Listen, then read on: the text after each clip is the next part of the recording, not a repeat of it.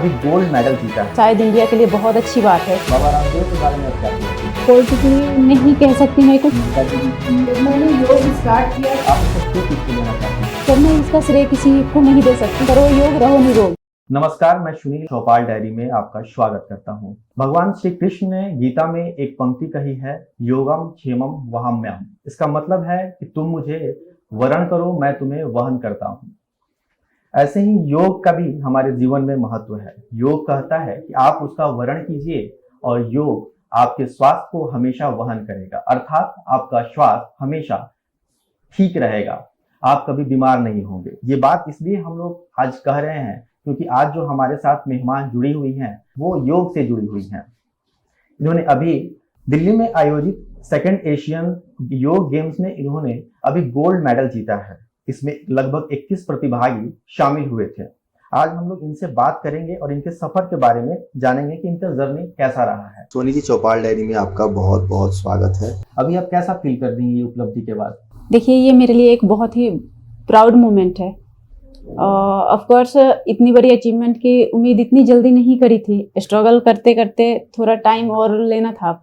ये मेरा first international medal है, तो बहुत खुश हूँ मैं।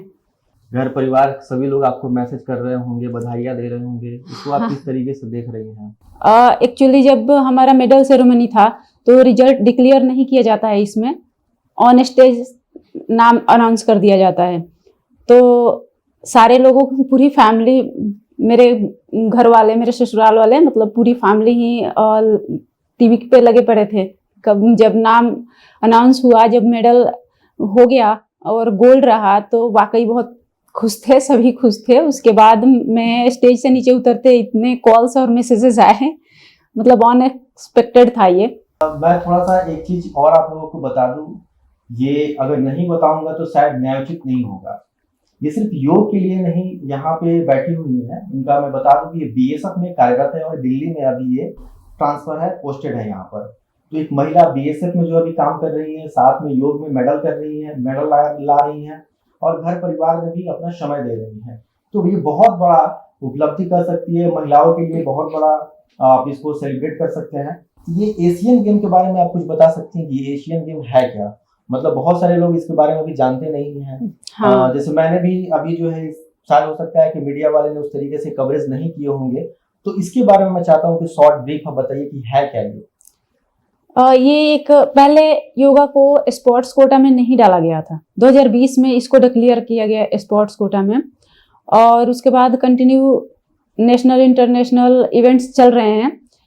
अभी फर्स्ट एशियन हुआ था, उसमें सिर्फ और सिर्फ 2 कैटेगरी को यूज किया गया था, जूनियर और सीनियर। जूनियर 9 साल से 18 साल के बच्चे पार्टिसिपेट करते हैं और सीनियर में 18 से 28 तक के। बट इसके बाद इसको बड़े स्तर पर लेके आने के लिए, जिसमें इसके वर्ल्ड स्तर पे इसके सेक्रेटरी हैं डॉक्टर जयदीप आर्या जी, इनने, रामदेव बाबा ने, ये सारे लोगों ने बहुत एफर्ट लगाया, बहुत ही मेहनत किया इसके लिए। और अभी ये फिर दूसरी बार जब ये गेम हुआ तो उसमें और 2 कैटेगरीज को जोड़ा गया, सीनियर ए और बी। और अभी आपके सामने इंडिया ने होस्ट किया। ये शायद इंडिया के लिए बहुत अच्छी बात है कि इंडिया के गेम और इंडिया को होस्ट करने का मौका मिला। शायद पता नहीं इसके बाद फिर कब मिले, अदर कंट्रीज होस्ट करेंगी। ये बात आपने सही बोली कि इंडिया की बदौलत ही अभी अंतर्राष्ट्रीय योग दिवस भी मनाया जा रहा है। अभी आपने ये उपलब्धि हासिल की है, लेकिन इसके पीछे आपने बहुत संघर्ष किया होगा।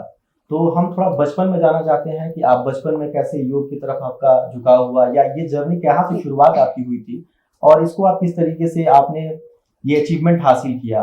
तो अपने थोड़ी समरी बताइए बचपन के। बिल्कुल, बचपन से स्पोर्ट्स में लगाव था मेरा। 5th क्लास से मतलब मैं स्पोर्ट्स में बहुत ज़्यादा इंटरेस्टेड होने लग गई, क्योंकि तब से धीरे धीरे समझ आने लग गया कि स्पोर्ट्स क्या है। बट योगा का इतना सब कुछ पता नहीं था हमें। मैंने 2014 में बीएसएफ ज्वाइन करी और 2016 में सर्च टैलेंट होता है, एक डिपार्टमेंट के अंदर सर्च टैलेंट का वो चलता है, जिसमें जब नया ट्रेनिज आते हैं, जब नए लोग ज्वाइन करते हैं, उनके अंदर उनकी क्वालिटी सर्च किया जाता है। तो उस सर्च टैलेंट के अकॉर्डिंग हमें बुलाया गया और फिर हमारे कोचेज ने टाइम दिया, काफ़ी मेहनत करवाया।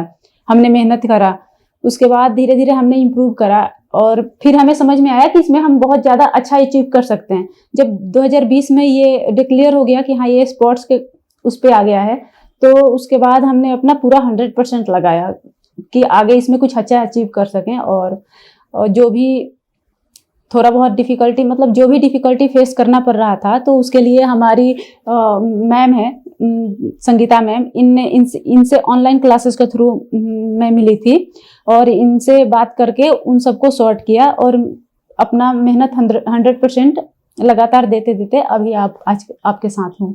तो हमारे साथ जो अभी जुड़ी हुई हैं संगीता जी भी हैं, ये इनकी कोच रही हैं। तो एक चीज एक शब्द में आपसे मैं पूछना चाहूंगा कि आप इसका श्रेय किसको देना चाहती हैं? सर मैं इसका श्रेय किसी को नहीं दे सकती, क्योंकि इसमें मेरी पूरी फैमिली अपना एफर्ट डाला, मेरे हस्बैंड की पूरी फैमिली एफर्ट डाला, मेरे हस्बैंड भी अपना 100% एफर्ट डाले, मेरे कोचेज, मेरे कलीग्स, फ्रेंड्स, मैम, सबने अपना अपना अपने अपने हिसाब से सबने अपना अपना श्रेय दिया, जिसके बाद मैं यहाँ पे हूँ। और आप शादीशुदा हैं? हाँ जी।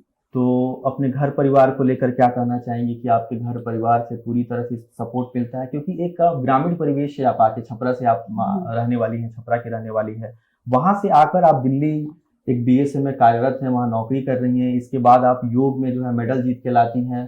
तो इन जर्नी में आपके परिवार का कितना सहयोग रहा है, आपके हस्बैंड का कितना सहयोग रहा है? जैसे बचपन से लेकर के शादी के पहले तक मेरी फैमिली ने मुझे हमेशा ही बाहरी चीज़ों से प्रोटेक्ट करके, बाहरी फालतू चीज़ों को ध्यान मत दो, अपने काम पे फोकस करो, ऐसे सपोर्ट करते आए।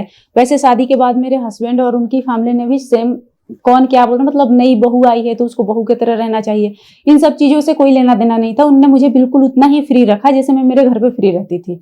और मुझे क्या अचीव करना है, मेरा क्या इंटरेस्ट है, मुझे उसमें जितना टाइम देना है उतना टाइम देने के लिए उनने पूरी अपना 100% लगाया है, जिसके बाद मैं अपना अच्छे से, मतलब जो मेहनत करती थी उसको सही जगह पे, सही स्टेज पे लाने में पूरी फैमिली की सपोर्ट रही है।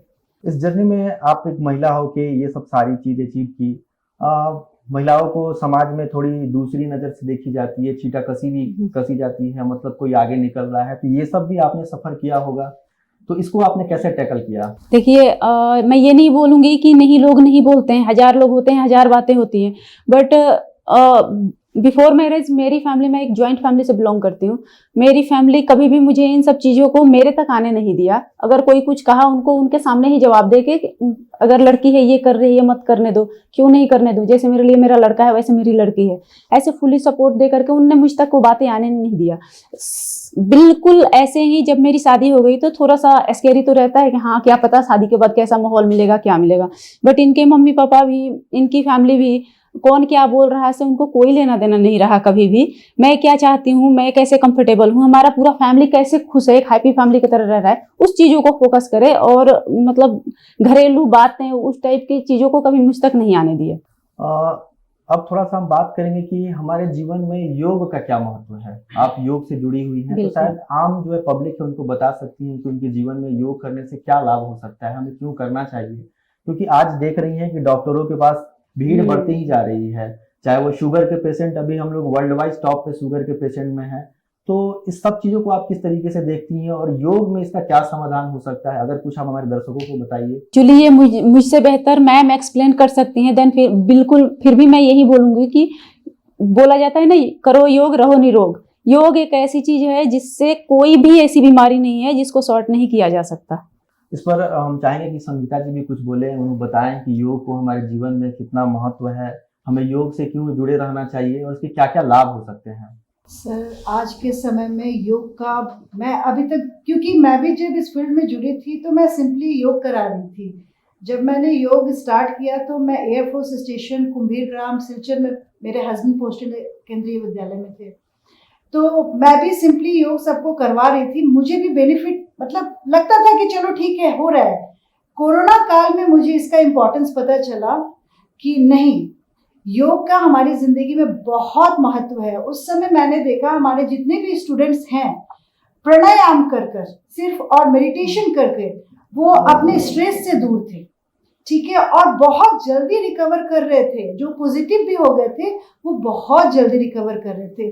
तो आज, और मेरे ऐसे भी पेशेंट हैं जो सर्वाइकल के पेशेंट होते हुए भी विद इन 1 वीक उनका सर्वाइकल ठीक हो गया, स्लिप डिस्क ठीक हो गया, शुगर, हाँ शुगर पे मैं लगी हूँ, अभी मेरे स्टूडेंट हैं जो ठीक तो नहीं हुआ लेकिन दवा छोड़ने की कगार पे हैं, वो बीपी पेशेंट मेरी ठीक हो गई हैं। तो सर आपके लाइफ में, क्योंकि हम जब प्राणायाम करते हैं तो अपने सांसों पे नियंत्रण रखते हैं, ठीक है, और सब कुछ फोकस करने के लिए आपका मेडिटेशन करना बहुत ज़रूरी है, क्योंकि हमारा माइंड डाइवर्टेड होता है, हमारा मन बहुत चंचल होता है, और मन को केंद्रित करने के लिए हमें प्राणायाम और मेडिटेशन करना बहुत ज़रूरी है। एक इसी पे और मैं सवाल आपसे पूछूंगा कि आप 3 ऐसा कोई योग बता सकती हैं, मौखिक रूप से बता सकती हैं कि जिसको सभी को लगभग करना चाहिए और उससे उनको क्या मतलब प्रभाव पड़ेगा, स्वास्थ्य उनका किस प्रकार से उनको लाभ मिलेगा इसका? देखिए सर, आसनास तो बहुत सारे योग हैं जो आप कर सकते हैं, कंटिन्यू पार्ट बाय पार्ट है, सब आसन के नाम है, लेकिन मैं सबसे एक रिक्वेस्ट जरूर करूंगी, क्योंकि आजकल के दिनचर्या में सब अपने लाइफ को बहुत बिजी कर रखे हैं। जब हम सुबह उठते हैं तो हमें प्राणायाम तो ज़रूर करना चाहिए। अनुलोम विलोम हो गया, कपालभाति हो गया, फिर भस्त्रिका हो गया, ये सब आप बहुत देर नहीं, कम से कम 10-10 मिनट भी अपने ये प्राणायाम को अपने लाइफ में डालें, डेली रूटीन में। अगर आप ये करते हैं तो आप पूरे दिन का अपना दिनचर्या देखिएगा कि वो कितने स्वस्थ फील करते हैं। इसलिए अगर आप कुछ नहीं कर पा रहे हैं तो आप प्राणायाम और सूर्य नमस्कार एवरीडे अपने लाइफ में डाल लीजिए कि मुझे 12 सूर्य नमस्कार हर रोज करना है। और कोई आसन मैं नहीं बोलूंगी कि पर्टिकुलरली आप ये आसन कीजिए, लेकिन जो प्राणायाम कर रहे हैं और सूर्य नमस्कार कर रहे हैं तो मुझे नहीं लगता है कि उन्हें कुछ भी फिजिकल मतलब प्रॉब्लम हो सकती है। एक थोड़ा सा और इस पे मैं सवाल आपसे मैं पूछ रहा हूँ। सोनी जी को आपने कोच किया, ये उन्होंने जीता। एक हमारे साथ अभी भारत में आपका देख सकती हैं कि एक समस्या चल रही है कि बच्चे आत्महत्या कर रहे हैं, खासकर कोटे में जो है, जो तैयारी कर रहे हैं वो मेंटल डिप्रेशन के कारण वो आत्महत्या कर रहे हैं। तो क्या वैसे बच्चों के लिए हमारे पास कुछ योग है जो उनको मेंटल स्ट्रेस से बचाए रखे, उनको स्वस्थ बनाए रखे? सर, हमारे माननीय प्रधानमंत्री नरेंद्र मोदी जी हमारे योग को भारत में बहुत तेजी से विस्तार रूप में लाए हैं, और वो कहीं ना कहीं हर school, medical college, engineering college, colleges जितने भी हैं, हर स्कूल्स हैं, सब में योग टीचर को वो भेजते हैं। इसलिए भेजते हैं, जब इंजीनियरिंग और मेडिकल का भी फील्ड होता है तो हमें एज ए कोच वहाँ भेजा जाता है कि उनकी स्ट्रेस को आप दूर कीजिए। और इससे ज़्यादा आप क्या कर सकते हैं सर? वहाँ जाने के बाद हमारे टीचर्स हैं जो कि मैं और रिक्वेस्ट ये करना चाहूँगी, क्योंकि हमारे प्रधानमंत्री जी तो हमें भेज रहे हैं वहाँ पे, लेकिन बहुत से कॉलेजेस हैं जो कि वो मौका नहीं दे रहे हैं योग गुरु को कि वहाँ जाकर बच्चों को स्ट्रेस से निकाल सके। तो एक योग गुरु होना बहुत ज़रूरी है उनके लाइफ में कि उनको स्ट्रेस से निकाल सके, और स्ट्रेस से निकालने के लिए सर मेडिटेशन और प्राणायाम बहुत ज़रूरी है। सोनी जी अभी मेडल जीती हैं, इसको आप किस तरीके से देख रही हैं? आपकी शिष्या भी हैं। ये बहुत ही गर्व की बात है कि हमारे हिंदुस्तान की बेटी है और बेसिकली हमारे बिहार से हैं, तो बहुत ही गर्व की बात है। मैं क्या बताऊँ, इसमें वो क्वालिटी है।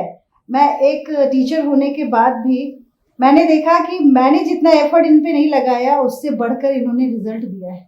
ये अक्सर मतलब आगे रही और अपने आप को बहुत ऊपर करने की कोशिश, और हमेशा इनमें यही चीज़ देखा गया है कि टू बी कंटिन्यू, मेहनत ये बहुत करती हैं। मैम आप ठीक है, आप अभी बिजी हैं, कोई बात नहीं, लेकिन मैं हूँ, मैं कर लूँगी, ठीक है। तो इनका ये लगन देखकर आज ये इस जगह पे है क्योंकि इन्होंने बहुत ही मेहनत किया है। अगला सवाल हम सोनी जी से जानना चाहेंगे। बाबा रामदेव के बारे में आप क्या सोचती हैं? देखिए सर, पॉलिटिकली नहीं कह सकती मैं कुछ, but as a yoga guru वो बहुत अच्छे इंसान हैं।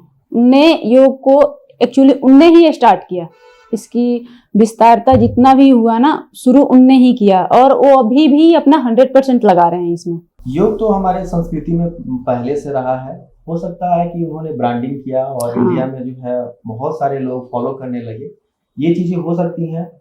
और आप सही बोल रही हैं कि उनका योगदान इसमें रहा है, क्योंकि ये चीजें हमारे किताबों के पन्ने तक ही सीमित हो रह गए गए थे। थे। तो अभी जो है लोग इसका पालन कर रहे हैं, उसका हम्म। लाभ भी ले रहे हैं। तो अभी आपका क्या नेक्स्ट जर्नी है? आप कौन से प्रतियोगिता की तैयारी कर रही हैं? आप कौन से लक्ष्य पर आप साध रही हैं? सर एक्चुअली अब आना है वर्ल्ड योगासना आना है, वर्ल्ड योगासना, वर्ल्ड पुलिस योगासना, और हमारा अगला टारगेट भी यही है। अपना 100% एफर्ट लगाएंगे। और जैसे आप स्ट्रेस की बात कर रहे थे, ये डिप्रेशन इसलिए आता है ना क्योंकि हमने गोल्ड अचीव कर लिया, अगली बार हमें गोल्ड ही लाना है। अगर हम ये माइंड सेट करके चलते हैं तो फिर मुश्किल होने लगता है चीजें।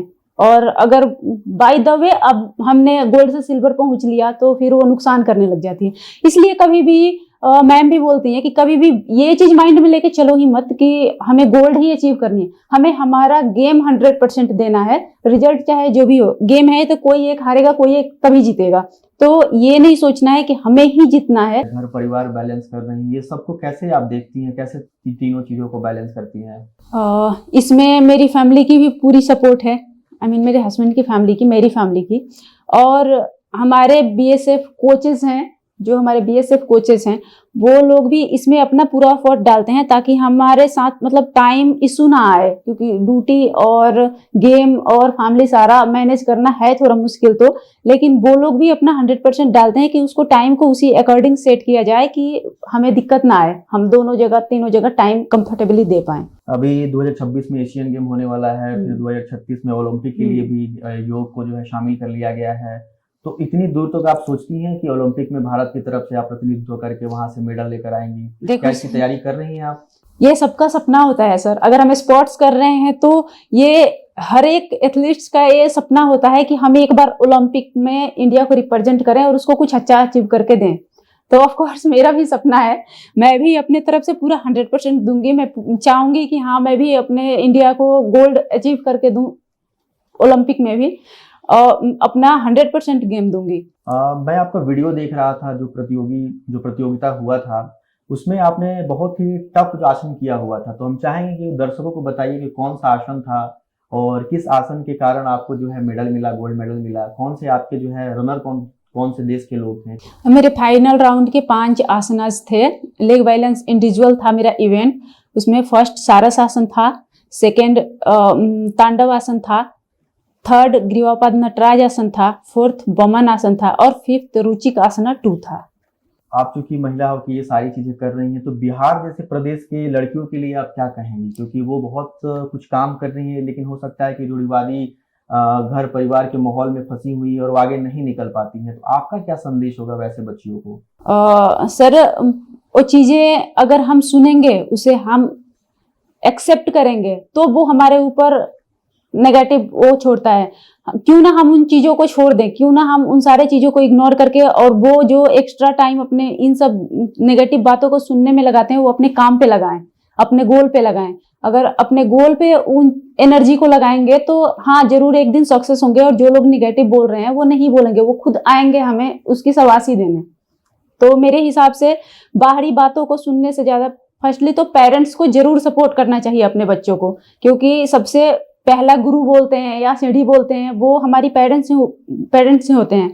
अगर वो सपोर्ट करें तो बाहर कोई कुछ बोलेगा ही नहीं, बोलेगा तो भी वो हम तक नहीं आएगी बातें। और अगर नहीं भी हो पा रहा, अगर फैमिली सपोर्ट नहीं भी मिल रहा, तो भी मैं यही कहूंगी कि अपने सपनों को सेक्रीफाइस मत करो, अपने सपनों के लिए लड़ो, अपने सपने को 100% दो, जरूर सक्सेस करोगे। आप जो है कुछ ऐसा एग्जाम्पल दे सकती हैं जो आपको सबसे बुरा लगा हो, किसी ऐसे व्यक्ति का टिप्पणी? एक एग्जाम्पल जाना चाहिए समाज में कि कैसे लोग किसी को टारगेट करते हैं, फिर वही इंसान कुछ लेकर आता है तो फिर उसकी सभी लोग वाहवाही करते हैं। ऐसा कुछ आपको संस्मरण याद हो तो बता सकती हैं? मैं नाम नहीं बताऊंगी सर, बट अपने यहाँ की ही एक लड़की, गया की लड़की, वो भी हमारे साथ हमारे सेम डिपार्टमेंट में थी और उनको उनके फैमिली से बिल्कुल भी सपोर्ट नहीं मिल रहा था। उनकी एक तरह से जबरदस्ती शादी करवाई जा रही थी, बट उनने थोड़ा हिम्मत दिखाया और उनने इसकी तैयारी करी थी, बीएसएफ की तैयारी, मतलब एसएससी से उनने एग्जाम वगैरह डिक्लेयर कर रखा था। उनका जब ज्वाइनिंग लेटर आया तो उनने थोड़ा स्टैंड लिया और हिम्मत करके घर वालों के अगेंस्ट खड़ा होकर बोले कि शादी मैं बाद में करूंगी, पहले मैं ये ज्वाइन करना चाहती हूँ। हालांकि घर वालों ने ये कहा कि तुम पहले शादी कर लो, बाद में ज्वाइन कर लेना, लेकिन लड़की ने कहा कि अगर अभी आप पेरेंट्स हो, आप ज्वाइन करने से मना कर रहे हो, तो क्या पता है कि ससुराल वाले करने देंगे। तो उनने स्टैंड लिया और वो अभी हमारे साथ हैं, शादी वादी भी हो गई, अभी घर वाले भी सपोर्ट करते हैं, बट वो स्ट्रगल करके आई थी, वो इन सब चीज़ों को फेस करके आई थी।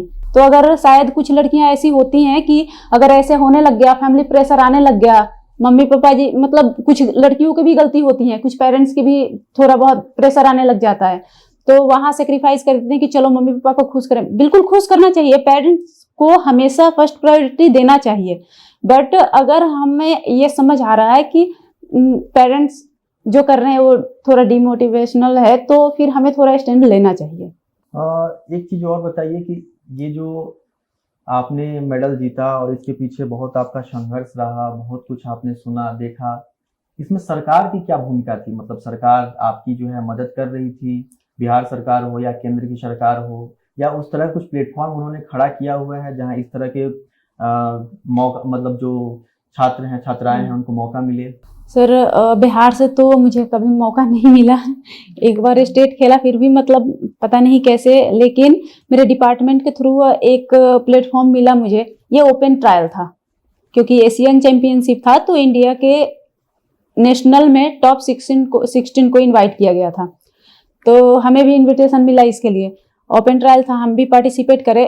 वो ट्रायल बहुत ज़्यादा टफ था, ट्रायल में मतलब क्लियर करना बहुत बहुत ज़्यादा टफ था।